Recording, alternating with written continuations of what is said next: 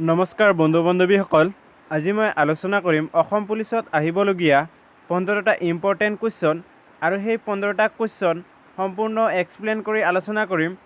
ফ্ৰেণ্ডসকল, আপুনি যদি অসম পুলিচৰ ABUB কনষ্টেবল তথা ছাব ইন্সপেক্টৰ আৰু জুনিয়ৰ এছিষ্টেণ্টৰ বাবে প্ৰিপাৰেশ্যন কৰি আছে, তেতিয়াহ'লে ফ্ৰেণ্ডছ আপোনাৰ বাবে এই ভিডিঅ'টো বহুত দৰকাৰী। ফ্ৰেণ্ডসকল, এই ভিডিঅ'টোৰ পৰা আপোনালোকে শেষত PDF-টোও ডাউনলোড কৰিব পাৰিব। সো ভিডিঅ'টো সম্পূৰ্ণ চাই থাকিব। কেনেধৰণে PDF ডাউনলোড কৰিব লাগে মই কৈ দিম। সো ফ্ৰেণ্ডছ, ইয়াৰ আগতে মই অলৰেডি 28 পাৰ্ট আপলোড কৰিছোঁ। আপুনি যদি চোৱা নাই চাই ল'ব, ভিডিঅ'ৰ প্লেলিষ্টত গ'লে পাই যাব। আৰু ফ্ৰেণ্ডছ, আজিৰ পাৰ্টটো হয় 29 নম্বৰ পাৰ্ট। সো ভিডিঅ'টো প্ৰথমৰ পৰা শেষলৈ স্কিপ নকৰাকৈ চাই থাকক। আজিৰ প্ৰথমটো প্ৰশ্ন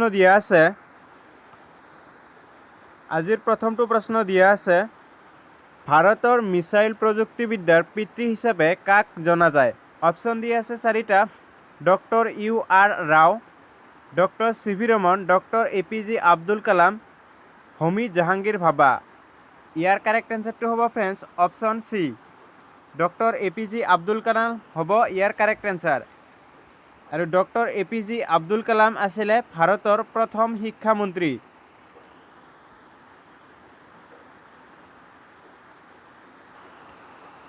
আৰু ফ্ৰেণ্ডসকল, হোমী জাহাংগীৰ ভাবা এওঁ আছিলে ভাৰতীয় আণৱিক শক্তিৰ আয়োগৰ প্ৰধান অধ্যক্ষ তথা লগতে আছিলে মৌলিক গৱেষণাৰ প্ৰতিষ্ঠানৰ নিৰ্দেশক। সো বহুত ইম্পৰ্টেণ্ট হয়। ডক্টৰ APJ আব্দুল কালামৰ এখন গ্ৰন্থ, তেওঁ বহুতকেইটা গ্ৰন্থ লিখিছিলে, টাৰ্ণিং পইণ্ট আৰু এনেকুৱা ধৰণৰ বহুতকেইটা গ্ৰন্থ লিখিছিলে। সো বহুত ইম্পৰ্টেণ্ট হয়। এতিয়া আহিছোঁ কুৱেশ্যন নম্বৰ 2 লৈ।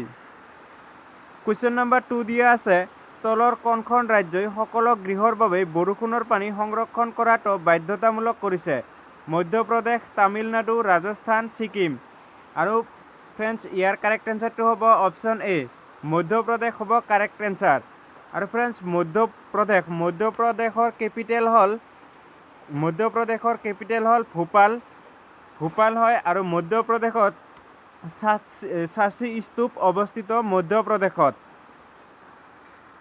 আৰু ফ্ৰেণ্ডছ, ৰাজস্থান হ'ল ভাৰতৰ ৰাজ্যসকলৰ ভিতৰত মাটিকালিৰ ক্ষেত্ৰত আটাইতকৈ ডাঙৰ ৰাজ্যখন হ'ল ৰাজস্থান। আৰু ফ্ৰেণ্ডছ, ৰাজস্থানত প্ৰথমে পঞ্চায়তী ৰাজ ব্যৱস্থা আৰম্ভ হৈছিলে ভাৰতৰ ৰাজ্যসকলৰ ভিতৰত। আৰু ৰাজস্থানৰ কেপিটেল হ'ল ফ্ৰেণ্ডসকল জয়পুৰক পিংক চিটি বুলিও জনা যায়। আৰু ফ্ৰেণ্ডছ, ইয়াতে দিয়া আছে ছিকিমৰ ৰাজধানী হ'ল গেংটক। আৰু ফ্ৰেণ্ডছ, তামিলনাডুৰ ৰাজধানী হ'ল চেন্নাই। এতিয়া আহিছোঁ কুৱেশ্যন নম্বৰ 3 লৈ। কুৱেশ্যন নম্বৰ 3 দিয়া আছে, ইনক্লাব জিন্দাবাদ শ্লোগানটো পোনপ্ৰথমে কোনে গাইছিল বা উলিয়াইছিল? ইয়াতে অলপ স্পেলিং মিষ্টেক হৈ আছে, তাৰ বাবে দুখিত, টাইপিং মিষ্টেক হৈছে। অপশ্যন দিয়া আছে সুভাষ চন্দ্ৰ বসু, বীৰ সভাকাৰ, চন্দ্ৰশেখৰ আজাদ, ভগত সিং। ইয়াৰ কাৰেক্ট এনচাৰটো হ'ব ফ্ৰেণ্ডছ অপশ্যন D হ'ব ইয়াৰ কাৰেক্ট এনচাৰ, ভগত সিং হ'ব কাৰেক্ট এনচাৰ। আৰু ফ্ৰেণ্ডছ, সুভাষ চন্দ্ৰ বসু এওঁ আছিলে ফ্ৰেণ্ডসকল, সুভাষ চন্দ্ৰ বসু আজাদ হিন্দ ফৌজৰ জন্মদাতা আছিলে। আৰু সুভাষ চন্দ্ৰ বসুৰ প্ৰিয় শ্লোগানটো আছিলে, তুমি মোক তেজ দিয়া, মই তোমাক স্বাধীনতা দিম। তাৰপিছত কুৱেশ্যন নম্বৰ 4 দিয়া আছে, ফৰেষ্ট ছাৰ্ভে অৱ ইণ্ডিয়াৰ শেহতীয়া প্ৰতিবেদন মৰ্মে ভাৰতৰ কোনখন ৰাজ্যত বনভূমিৰ পৰিমাণ পূৰ্বৰ তুলনাত অধিক হ্ৰাস পাইছে? অপশ্যন 4টা, উত্তৰাঞ্চল, মেঘালয়, মণিপুৰ, মিজোৰাম। ইয়াৰ কাৰেক্ট এনচাৰ হ'ব ফ্ৰেণ্ডছ অপশ্যন C হ'ব কাৰেক্ট এনচাৰ, মণিপুৰ হ'ব কাৰেক্ট এনচাৰ। চ' ফ্ৰেণ্ডসকল, ইয়াৰ উপৰি মণিপুৰৰ ৰাজধানী চহৰ হ'ল ইম্ফল, আৰু মেঘালয়ৰ হ'ল শ্বিলং, আৰু মিজোৰামৰ হ'ল আইজল। চ' আমি ভাৰতৰ প্ৰতিটো ৰাজ্যৰ কেপিটেলবোৰ জনাটো অতি দৰকাৰ, কাৰণ যিকোনো কম্পিটিটিভ এক্সামৰ বাবে এইবোৰ কুৱেশ্যন প্ৰায় আহিয়ে থাকে। কুৱেশ্যন নম্বৰ 5 দিয়া আছে, বিশ্বৰ এই মুহূৰ্তত সৰ্বাধিক প্ৰচলিত ধৰ্মীয় বিশ্বাস কি?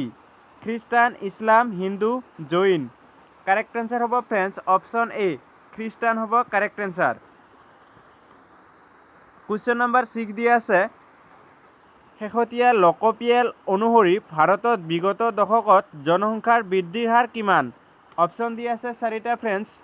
অপশ্যন এ দিয়া আছে 17.64, option B 21.54, option C 25.3, option D 27.8। ইয়াৰ কাৰেক্ট এনচাৰ হ'ব friends option A. Option A হ'ব ইয়াৰ কাৰেক্ট এনচাৰ। 17.64 হ'ব কাৰেক্ট এনচাৰ। এতিয়া আহিছোঁ নেক্সট কুৱেশ্যনলৈ। কুৱেশ্যন নম্বৰ 7 দিয়া আছে ৰাজ্যসভাত অসমৰ কিমানখন আসন আছে? 14খন, 7খন, 5খন, 2খন। কাৰেক্ট এনচাৰ হ'ব ফ্ৰেণ্ডছ অপশ্যন বি। ৰাজ্যসভাত অসমৰ 7খন আসন আছে। আৰু ফ্ৰেণ্ডছ আমি যদি ক'বলৈ যাওঁ অসমৰ বিধানসভাৰ মুঠ আসন হৈছে 126। আৰু ফ্ৰেণ্ডছসকল ৰাজ্যসভাৰ সদস্য হ'বলৈ প্ৰাৰ্থীজনৰ ন্যূনতম বয়স হ'ব লাগিব 25 বছৰ। 25 বছৰ বয়স হ'ব লাগিব। আৰু ফ্ৰেণ্ডছসকল অসমৰ লোকসভাৰ আসন হৈছে 14খন। কুৱেশ্যন নম্বৰ 8 দিয়া আছে শেহতীয়া লোকপিয়ল অনুসৰি বিগত দশকত অসমৰ জনসংখ্যা বৃদ্ধিৰ হাৰ কিমান? চ' ফ্ৰেণ্ডছ ইয়াৰ কাৰেক্ট এনচাৰটো হ'ব friends option A. Option A হ'ব কাৰেক্ট এনচাৰ 16.93%।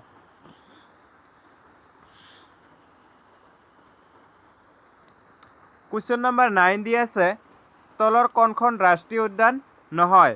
অপশ্যন দি আছে ওৰাং, মানস, ডিব্ৰু-চৈখোৱা, চক্ৰশিলা। ফ্ৰেণ্ডছসকল আমি সকলোৱে জানো ওৰাং ৰাষ্ট্ৰীয় উদ্যান হয়, মানস ৰাষ্ট্ৰীয় উদ্যান হয়, ডিব্ৰু-চৈখোৱা ৰাষ্ট্ৰীয় উদ্যান হয় আৰু চক্ৰশিলা এইটো ৰাষ্ট্ৰীয় উদ্যান নহয়, এইটো অভয়াৰণ্য হয়। কুৱেশ্যন নম্বৰ 10 দিয়া আছে অসমত থকা ৰাষ্ট্ৰীয় উদ্যানৰ সংখ্যা কিমান? অপশ্যন 4টা, 5খন, 3খন, 4খন, 6খন। অসমত থকা ৰাষ্ট্ৰীয় উদ্যানৰ সংখ্যা হ'ল ফ্ৰেণ্ডছসকল 5খন। কাজিৰঙা ৰাষ্ট্ৰীয় উদ্যান, মানাস ৰাষ্ট্ৰীয় উদ্যান, ওৰাং ৰাষ্ট্ৰীয় উদ্যান, ওৰাং ৰাষ্ট্ৰীয় উদ্যানক ৰাজীৱ গান্ধী ৰাষ্ট্ৰীয় উদ্যান বুলিও জনা যায়, ডিব্ৰু-চৈখোৱা ৰাষ্ট্ৰীয় উদ্যান আৰু নামেৰি ৰাষ্ট্ৰীয় উদ্যান। আৰু ফ্ৰেণ্ডছসকল অসমত প্ৰথমখন ৰাষ্ট্ৰীয় উদ্যান হৈছে কাজিৰঙা ৰাষ্ট্ৰীয় উদ্যান, অসমৰ প্ৰথমখন ৰাষ্ট্ৰীয় উদ্যান। আৰু কাজিৰঙা ৰাষ্ট্ৰীয় উদ্যান বিখ্যাত অসমৰ ৰাজ্যিক পশু এশিঙীয়া গঁড়ৰ বাবে বিখ্যাত। আৰু ফ্ৰেণ্ডছ কাজিৰঙা ৰাষ্ট্ৰীয় উদ্যানক ৰাষ্ট্ৰীয়কৰণ কৰা হৈছিলে 1974 1974 চনত। বহুত ইম্পৰ্টেণ্ট হয়। কুৱেশ্যন নম্বৰ 11 দিয়া আছে অসমত থকা অভয়াৰণ্যৰ সংখ্যা কিমান? 28খন, 22খন, 18খন, 15খন। ইয়াৰ কাৰেক্ট এনচাৰ হ'ব ফ্ৰেণ্ডছ অপশ্যন চি 18খন হ'ব কাৰেক্ট এনচাৰ।